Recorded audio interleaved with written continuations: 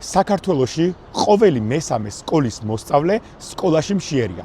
ამის გამოსწორების გზას მხოლოდ განათლების დაფინანსების ზრდაში ვხედავთ, ასევე სისტემის ეფექტურობის გაზრდაში. ჩვენი გეგმით სასკოლო განათლებისთვის მოსწავლის დაფინანსება პირველ ეტაპზე 4000 ლარი გახდება, ხოლო მეორე ეტაპზე 8000 ლარი. აღნიშნული დაფინანსება პირდაპირ ბავშვზე იქნება გამიზნული და მისი გამოყენება შესაძლებელი იქნება როგორც საჯარო, ასევე კერძო სასწავლო დაწესებულებაში. თუ სკოლა თანხას სრულად ვერ აითვისებს, მაგალითად თუ წლიური გასახადის სკოლაში ნაკლებია 4000 ლარზე, ამ ვაუჩერის გამოყენება და ნაშთის გამოყენება შესაძლებელი იქნება სხვადასხვა წრეებზე ან ნებისმიერი საგანმანათლებლო მიმართულებით, რომელსაც მშობელი პრიორიტეტულად ჩათვლის.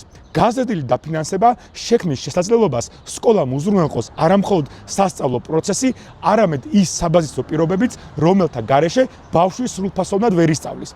ამ მიზნით სკოლებში უზრუნველყოფილი იქნება კვება დღეში ერთხელ. ასევე, რა თქმა უნდა, საჭირო წიგნებიც. ეს არის მოკლედ ქართული რესპუბლიკის სასკოლო განათლების გეგმის შესახებ. დეტალურად კი ძალიან მალე გამოვაქვეყნებთ სპეციალურ დოკუმენტს, სადაც ყველაფერი დეტალურად იქნება გაწერილი.